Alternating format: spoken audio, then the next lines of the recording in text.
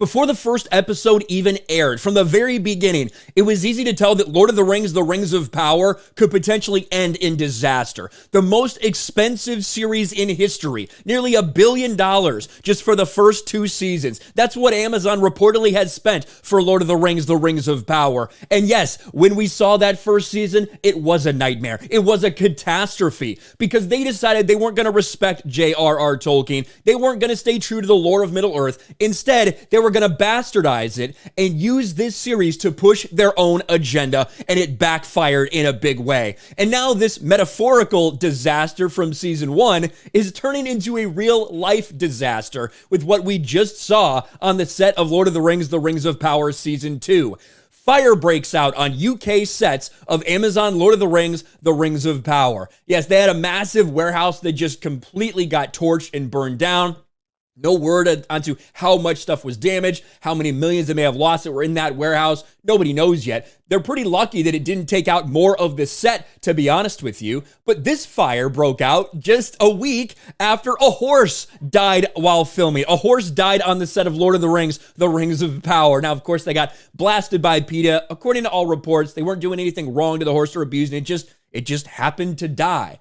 But now we have information that we did not have at the end of season 1. Information that Amazon didn't want to tell anybody because it's embarrassing, because it's an indicator of just how badly this show actually performed for them. You now have Amazon sources that are leaking information about the Rings of Power season 1. Only 37% of US Lord of the Rings of Power viewers finished season 1. You're talking about a third. Almost a third of people. That's how many people decided to do it to the bitter end of this terrible season of Rings of Power.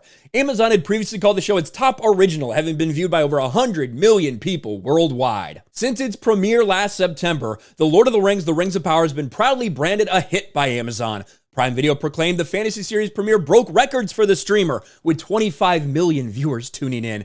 As of March, they called it their biggest show ever, with over 100 million people worldwide tuning in, but streaming ratings are always nebulous, and a new report is calling the show's success into question. In the United States, only 37% of viewers who started Rings of Power actually watched all 8 episodes. The number was not shared directly from Amazon, but came from sources within the organization. Yeah, of course. Of course, Amazon is not going to want to let people know that, and do you know why? Because their target for this was 50%.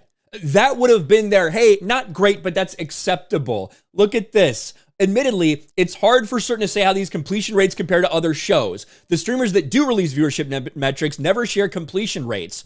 That said, according to the story, insiders at Amazon said a 50% completion rate would be viewed as a solid but not spectacular result. That was their bare minimum that they needed, 50%. And you didn't get that. Not even from overseas. Internationally, 45% of people tuned in till completion, but not here in the United States. Just another embarrassing failure for Amazon when it comes to Lord of the Rings, and it has not been a good week. Like I said, last week, horse dying on set. All of a sudden, you got things going up in a blaze on the set of season 2.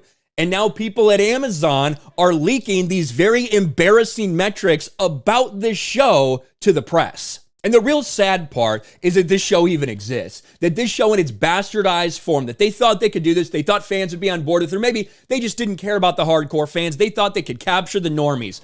It did not work. You can spit out all these metrics about, oh, look at all these people that watched it, all these people checked it out using their free Amazon Prime subscription they already have. But at the end of the day, clearly it didn't resonate with people.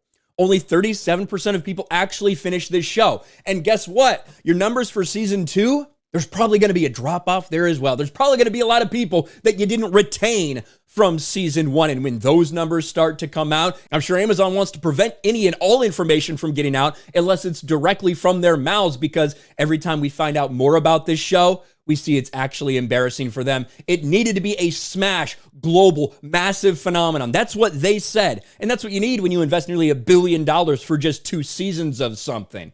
It was not that, and now Amazon is in full scramble mode. Let me know what you think in the comments section below. Smash a like button, subscribe to the channel, ring the bell for notifications, share this video out there, and I'll talk to you later.